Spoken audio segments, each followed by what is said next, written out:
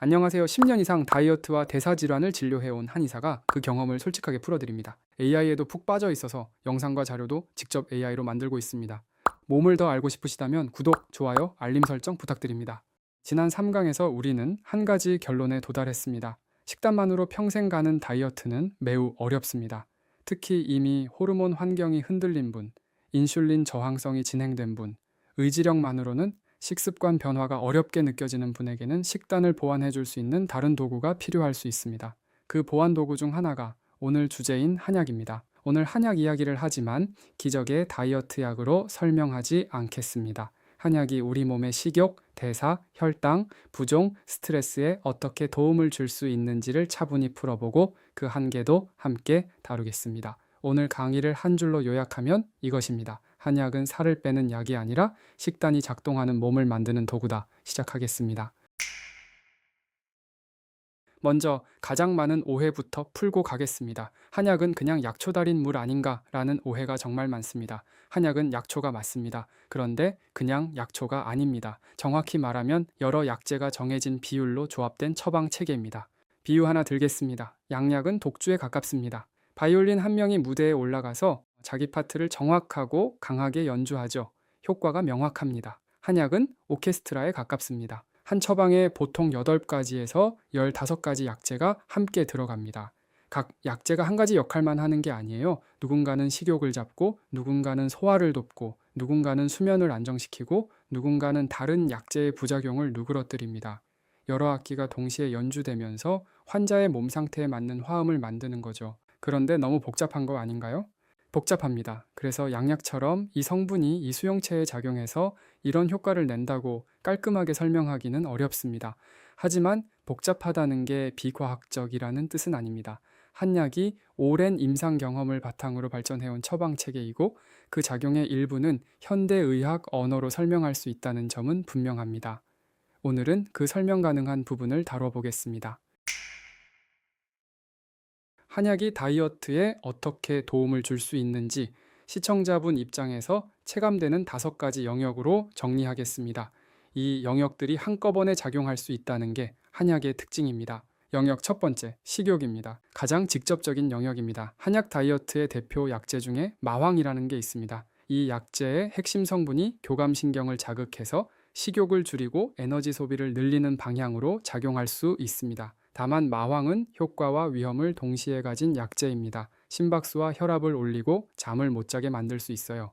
그래서 한의원에서 마황을 쓸 때는 반드시 한의사의 진료와 모니터링을 하며 제한적으로 사용합니다. 환자의 심장 상태, 혈압, 수면 패턴을 보면서 용량을 조절합니다. 여기서 한 가지 분명히 해두겠습니다. 마황은 무조건 위험하다가 아닙니다. 정확히는 쓸 수 있는 사람에게는 효과적이고 쓸 수 없는 사람에게는 다른 처방으로 접근한다는 것입니다. 심장질환자, 혈압이 조절되지 않는 분, 갑상선 항진증, 불안이나 불면이 심한 분, 임산부와 수유부에게는 마황을 쓰지 않습니다. 대신 마황이 들어가지 않은 처방으로 접근합니다. 이게 양약과 한약의 큰 차이 중 하나입니다. 양약은 한 가지 성분에 안 맞으면 다른 계열의 약을 써야 하지만 한약은 같은 처방 체계 안에서 약재를 바꿔가며 비슷한 목표를 다른 길로 달성할 수 있습니다. 영역 두 번째, 대사와 열 생성입니다. 두 번째 영역은 몸이 에너지를 태우는 능력입니다. 1강에서 다룬 미네소타 기하 실험 기억하시죠? 굶으면 기초대사량이 떨어집니다. 다이어트의 큰 어려움 중 하나죠. 한의학에서는 오래전부터 몸을 따뜻하게 하는 약재라는 게 있습니다. 한의학 용어로는 양기를 보한다고 표현합니다. 손발이 차고 추위를 많이 타고 대사가 떨어진 분들에게 활용되어 온 약재들입니다. 현대 연구에서는 이런 약재들이 몸에서 열을 만들어 칼로리를 태우는 작용과 관련해 탐색되고 있습니다. 우리 몸에는 그냥 저장만 하는 흰 지방 말고 에너지를 태우는 갈색 지방이 있어요. 이 갈색 지방을 활성화하면 칼로리 소모가 늘어날 수 있다는 점에서 비만 연구에서 주목받는 부분입니다. 다만 이런 연구를 보고 모든 사람의 기초대사량이 올라간다고 단정할 수는 없습니다. 체질과 상태에 따라 반응이 다릅니다. 영역 세 번째, 혈당과 인슐린입니다. 이 부분은 1강과 2강에서 본 인슐린 저항성과 직접 연결됩니다.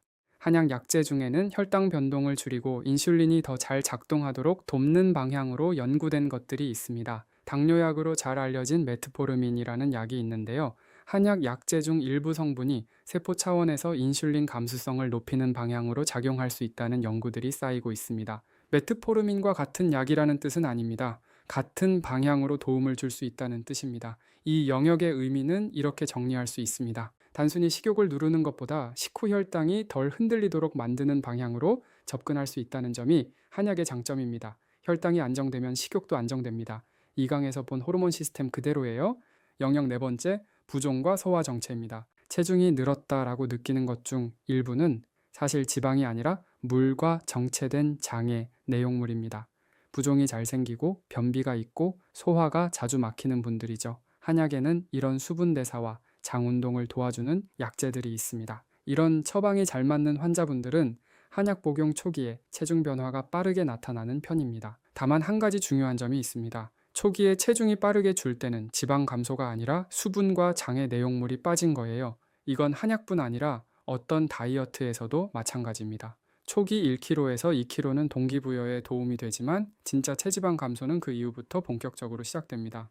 마지막 영역은 스트레스와 수면입니다. 2강에서 코르티솔이 스트레스, 혈당, 식욕, 수면과 모두 연결되어 있고 특히 배에 살이 찌는 것과 관련된다고 다뤘죠. 한약에는 자율신경을 안정시키고 잠을 잘 자도록 돕는 약재들이 있습니다. 수면이 회복되면 그렐린과 렙틴, 코르티솔이 함께 정상화되는 연쇄 효과가 나타납니다. 2강에서 본 호르몬 시스템이 다시 작동하는 거예요. 이 영역이 중요한 이유는 이렇습니다. 스트레스성 폭식은 식이요법만으로 해결되지 않습니다. 자율신경과 수면이 안정돼야 식단을 실천할 환경이 만들어집니다. 자, 이제 시청자분들이 가장 궁금해 하실 부분입니다. 요즘 위고비랑 마운자로 같은 비만 치료제가 너무 화제인데 한약과 어떻게 다른가? 먼저 한 가지 분명히 해두겠습니다. 이 둘은 경쟁이 아니라 접근 방식이 다른 도구입니다. 어느 한쪽이 무조건 좋다고 말하지 않겠습니다. 이 약들은 우리 몸 안에 원래 있는 식욕을 줄여주는 호르몬을 흉내내거나 강화합니다. 2강에서 다룬 GLP-1이라는 호르몬이 그 주인공이에요. 원래 음식을 먹으면 장에서 GLP-1이 나와서 뇌에 이제 그만 먹어도 되라는 신호를 보냅니다. 그런데 위고비와 마운자로는 이 신호를 훨씬 강하게, 훨씬 오래 켜둡니다. 그래서 식욕이 확 줄고 체중 감량 효과가 강하게 나타납니다. 한국에서는 2024년 10월에 위고비, 2025년 8월에 마운자로가 출시되어 비급여로 처방되고 있어요. 한 달 약값은 용량에 따라 20만 원대에서 70만 원에서 80만 원대까지 분포합니다. 그런데 한 가지 중요한 문제가 있습니다. 약을 끊으면 살이 다시 찝니다. 위고비를 중단한 뒤 1년간 추적한 한 연구에서는 빠진 체중의 상당 부분이 다시 돌아왔다는 보고가 있습니다. 한 연구에서는 약 3분의 2 정도까지 회복되었다고 보고됐고 혈압이나 혈당 같은 대사 수치도 함께 원래대로 돌아가는 경향이 관찰됐어요. 그래서 미국 FDA도 이 약을 허가할 때 식이요법, 운동과 함께 사용하라고 못 박았습니다. 약 하나로 끝나지 않는다는 뜻입니다. 위고비는 한 가지 호르몬 신호를 매우 강하게 켜는 방식입니다.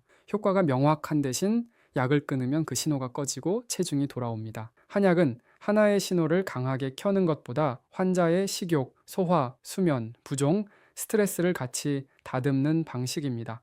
그래서 효과가 위고비처럼 즉각적이고 강하지는 않지만 약을 끊었을 때 몸이 어느 정도 안정된 상태로 남도록 돕는 방향에 가깝습니다.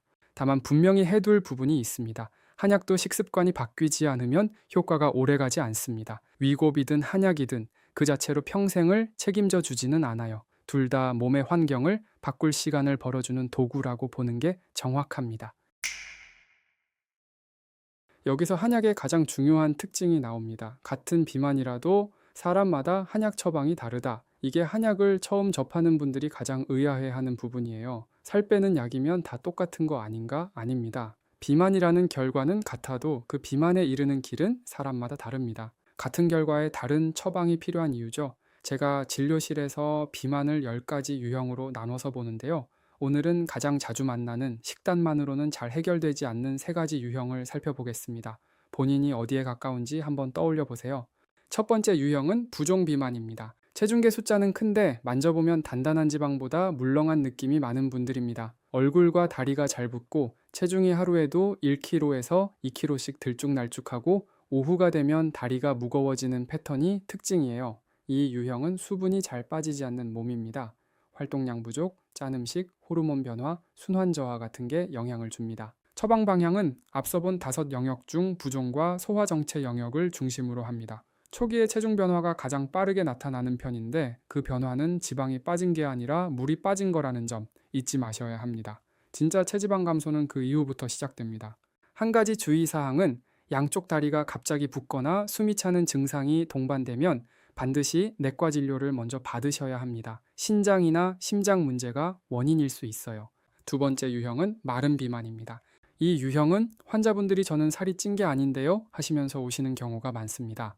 체중계 숫자는 정상 범위인데 인바디를 찍어보면 체지방률이 높고 근육량은 적습니다. 옷을 벗으면 배만 볼록하거나 팔뚝과 허벅지가 물렁한 분들이죠. 악력이 약하고 탄수화물 위주 식사에 단백질이 부족하고 쉽게 피곤한 패턴이 특징입니다. 이 유형은 1강에서 본 미네소타 실험의 결과처럼 기초대사가 떨어진 상태입니다. 잘못된 다이어트를 반복하면서 근육이 빠지고 그 자리에 지방이 들어찬 거예요. 처방 방향은 대사와 열 생성 영역, 그리고 혈당 영역을 함께 다루는 쪽입니다. 여기서 꼭 강조하고 싶은 부분은 마른 비만은 한약만으로 해결되지 않습니다. 근육량이 적은 것이 핵심 문제이기 때문에 단백질을 충분히 먹고 근력 운동을 반드시 함께 해야 합니다. 한약은 식욕을 정상화하고 대사를 회복시켜서 단백질과 운동의 효과가 잘 나타나도록 돕는 역할이에요.